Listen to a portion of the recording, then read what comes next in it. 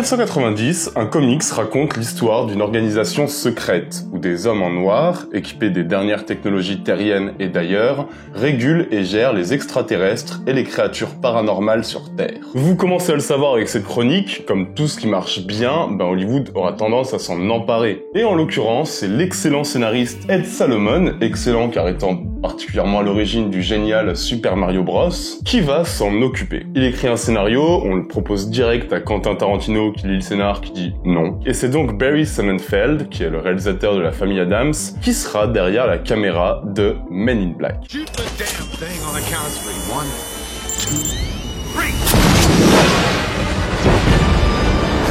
Reste à mettre en place un casting. On vise haut, on se dit que Clint Eastwood serait pas mal dans le rôle du mentor. Bon, après son refus, c'est donc Tommy Lee Jones qui rejoindra Will Smith pour former le duo du film. Le tournage va commencer de début mars à fin juillet 1996, principalement à New York, qui est aussi le lieu principal du film. Le réalisateur considérant que s'il y avait bien un lieu sur Terre où des extraterrestres pourraient se camoufler, c'est bien New York, puisque tout le monde y est un peu bizarre et en même temps trop occupé pour remarquer quoi que ce soit d'anormal. On est sur un tournage qui nécessite pas mal de prothèses, d'animatronique, du coup un tournage pas forcément facile, mais ça vaudra bien le coup puisque ces techniques feront, on va le voir, une bonne partie du succès du film.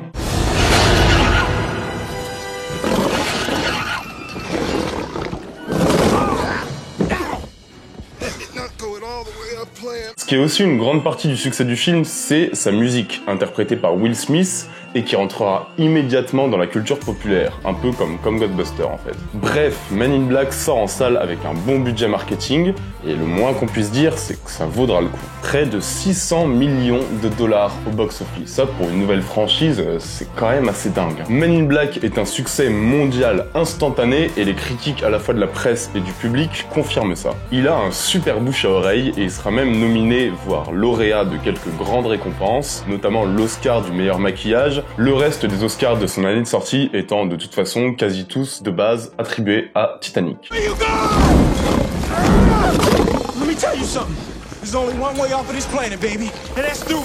Et c'est vrai que c'est impressionnant de constater à quel point les FX de Men in Black n'ont pas vieilli, mais comme pas mal de choses du film en fait. Notamment l'introduction à l'univers, qui est quand même très originale et assez bien effectuée. On comprend tout du film, on comprend tous ses enjeux, toute sa mythologie. Sur ce point, c'est assez efficace. Et c'est peut-être d'ailleurs le meilleur mot pour définir ce film en fait, l'efficacité. Men in Black est un bon gros divertissement qui va à l'essentiel, qui fait ce qu'il a à faire, qui sent tellement fort les années 90, franchement c'est un divertissement qui réussit pas mal de choses.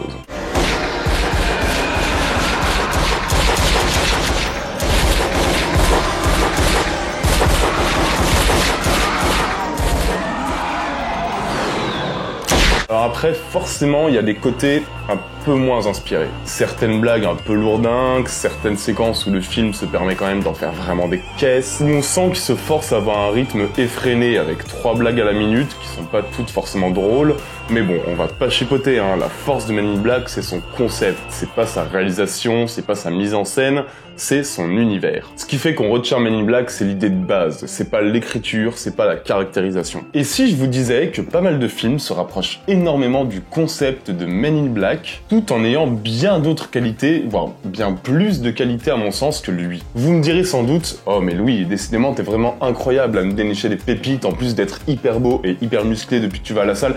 Bien sûr, vous avez raison de penser ça. Vous connaissez la chanson, c'est les mêmes, en mieux.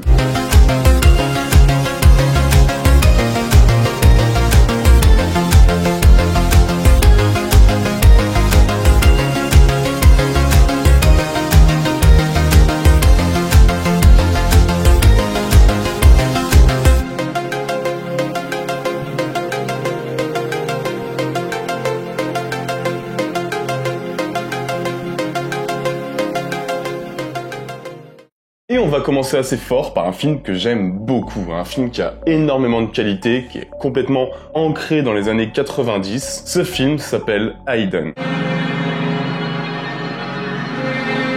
Alors, on va suivre l'histoire de Tom. Tom, c'est un flic qui est obligé de faire équipe avec un mec du FBI extrêmement mystérieux, un peu son opposé, dont on ne sait rien, et tous deux vont enquêter sur des crimes commis, on le découvre vite, par un extraterrestre qui menace toute l'humanité. Aliens, organisation secrète, technologie futuriste, inconnue, duo que tout oppose, bon si ça c'est pas Men in Black, je sais pas ce que c'est, et pourtant Hayden est sorti en 1987. Et là où c'est très intéressant, c'est qu'on est vraiment sur un penchant sérieux, sombre et parfois même assez violent du film avec Will Smith. I'm not coming out yet.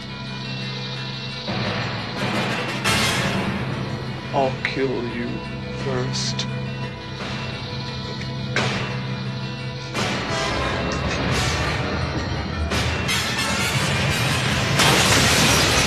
Et ça, c'est le cas dès la scène d'intro, et je m'attarde sur cette scène d'intro parce que, mon Dieu, mais cette scène est géniale. Elle te cale le contexte direct, elle est d'une puissance dingue, très honnêtement. Moi, j'ai découvert le film pour cette critique, j'ai vu cette scène d'intro, et je me suis pris une sacrée claque, hein. Il y a une vraie ambiance, il y a un univers posé en quelques plans, et c'est surtout hyper bien foutu parce que, waouh, il y a vraiment pas mal d'idées de mise en scène, bien plus que ce à quoi je m'attendais. Un mélange science-fiction, horreur et film policier qui fonctionne à merveille et qui est ultra rythmé. Franchement, ce film, il impressionne très fort et surtout très vite.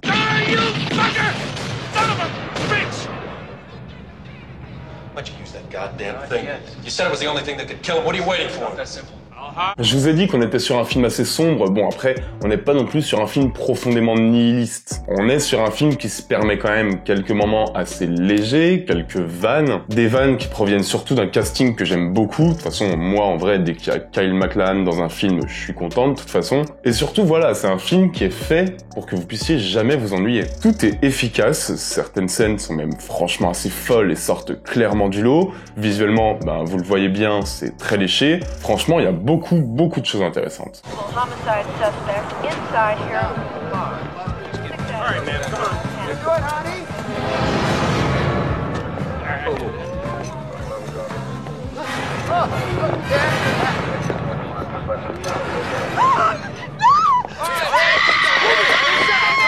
J'essaie de rester un petit peu dans l'abstrait sans vous citer des éléments narratifs précis du film parce que j'ai vraiment pas du tout envie de vous spoiler. Sachez juste que voilà, bon, c'est plus sérieux que Men in Black, c'est plus violent, c'est pour moi beaucoup mieux réalisé. On rigole moins, mais par contre, il y a à la fois beaucoup plus d'action et beaucoup plus d'ambition parce que c'est pas un film qui se limite à son concept comme Men in Black peut le faire. Quand je dis ça, je veux dire que là, vraiment, certaines scènes sont juste fortes grâce à la mise en scène et ça change tout. Ce film est surprenant, un peu trop méconnu à mon sens et franchement, vous pouvez foncer. C'est super.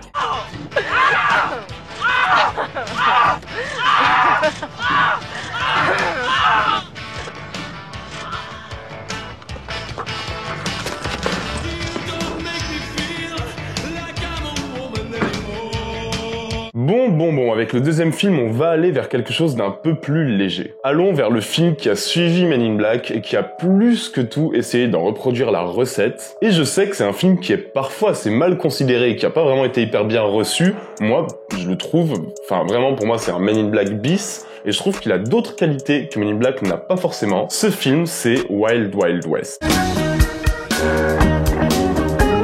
Alors, Wild Wild West est signé du même réalisateur que Men in Black, c'est sorti 2 ans après son film d'Alien, et c'est toujours avec Will Smith. L'idée, c'est que le président des États-Unis veut buter son ennemi juré, le docteur Loveless. Du coup, il va faire appel à 2 agents spéciaux qui vont devoir collaborer alors que l'un est drôle, jeune, stylé et dynamique, et que l'autre est hyper mesuré et hyper calme, hyper réfléchi. Concrètement, on reproduit absolument le duo, l'ambiance, le rythme et l'univers de Men in Black, et on le projette dans un autre style, ici dans le monde du western.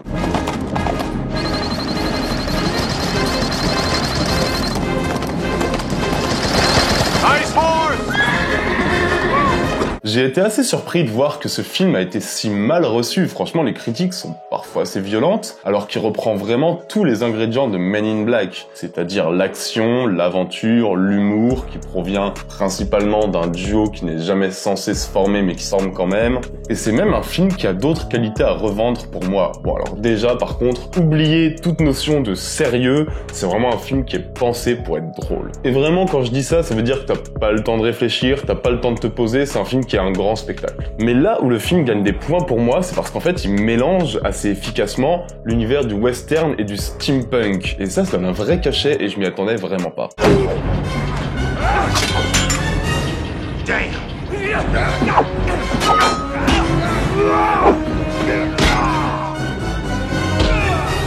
C'est-à-dire que les armes, les costumes, la direction artistique sera très ancrée dans le steampunk et que la reconstitution du Far West ne cherchera jamais vraiment la fidélité, mais plutôt à créer un cachet visuel qui a vraiment bien fonctionné pour moi. Ça, c'est une intention de mise en scène et c'est une intention de mise en scène qui, je trouve, est très intelligente. En tout cas, qui a une plus-value. Et une autre plus-value du film, ce qui fonctionne aussi vraiment, c'est son méchant. Dr. Loveless pue le charisme. Il est interprété par un Kenneth Branagh qui semble s'amuser et c'est plutôt communicatif. Et chacune de ses apparitions vraiment sublime complètement Wild Wild West. De toute façon, ce film il est juste programmé pour être un film à grand spectacle un peu marrant, il sait qu'il l'est et il essaie jamais d'être autre chose. C'est complètement dans la continuité de Men in Black, pour ceux qui veulent prolonger l'expérience, il y a même Will Smith qui tente de reproduire le succès de la chanson Men in Black en repoussant la chansonnette ici. Franchement, si vous avez aimé Men in Black, vous retrouverez complètement tout ce que vous avez aimé dans ce film. I am not an animal. I am a visionary. I am a genius. And now I am angry. And after I kill you, I swear I'm gonna boil you down for axle grease. Troisième film, et pour être honnête, cette vidéo, je l'ai fait pour ce film-là. Je l'avais en tête dès le début quand j'ai décidé de vous faire Men in Black en mieux. Franchement, c'est un film fou. C'est un film qui est vraiment complètement punk. Un film qui s'appelle Repo Man, et franchement, vous n'êtes pas prêts. Alors, on suit l'histoire de Otto, qui est un espèce de punk loser qui, en errant dans Los Angeles, rencontre un mec un peu étrange qui lui propose de bosser pour lui. Il accepte, de toute façon il a rien à perdre, hein, et il devient un repo man, une sorte de flic un peu bizarre et hors la loi, qui récupère des voitures impayées pour les revendre. Ok, alors là vous allez me dire, mais attends frérot, c'est quoi ce film et surtout quel est le putain de rapport avec Men in Black? Et attendez, parce que là d'un coup il y a des extraterrestres qui arrivent, qui s'en mêlent, qui sont assez dangereux, les Ripperman vont devoir lutter contre eux, c'est le bordel, c'est le chaos, c'est tout ce qu'on aime. Light! Light! Open the door! There's a maniac in there! What are you doing? Jesus! Open the door! What are you doing? What are you doing? Open the door! Light! You're still on the job, white boy. Get in the car. Croyez-moi, vous allez rarement ressentir une telle sensation de liberté que devant ce film, qui franchement ne ressemble à rien d'autre. On a en permanence l'impression que tout va en roue libre, que le réalisateur avait 5 idées par plan et qu'il a juste pas fait le tri en fait, qu'il s'est pas demandé si ses idées étaient cohérentes ou pas, bam, il les fout dans ce film et ça j'aime beaucoup l'idée. J'aime ce genre de folie, j'aime ces enchaînements d'idées à un rythme quasi surréaliste. Et franchement, si je devais décrire ce film, je le décrirais comme un espèce de Men in Black, mais en bien plus extrême, en bien plus tripant, qui recrée encore un duo que tout oppose, et qui parvient à partir de là à créer un film, mais franchement chaotique, mais dans le bon sens du terme. Where the fuck is he?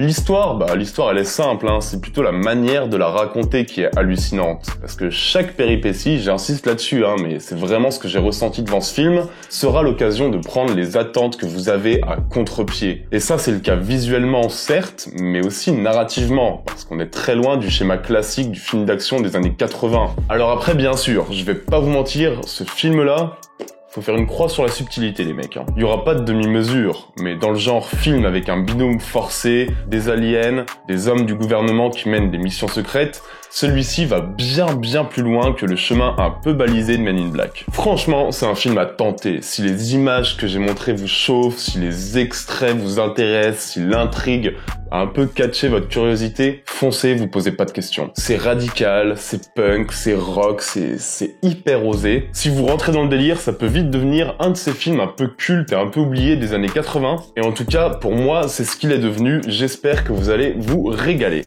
Don't you feel funny? Why should I feel funny? The two hemispheres are fundamentally at odds. Hemisphere.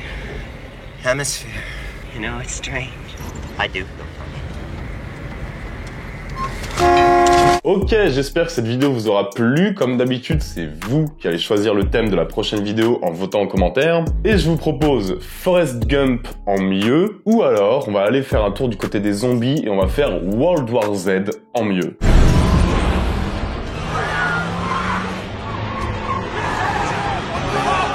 Dites-moi ce que vous préférez en commentaire et n'oubliez jamais, c'est très important, que vous êtes les meilleurs. On se retrouve très bientôt. Ciao à tous, bisous.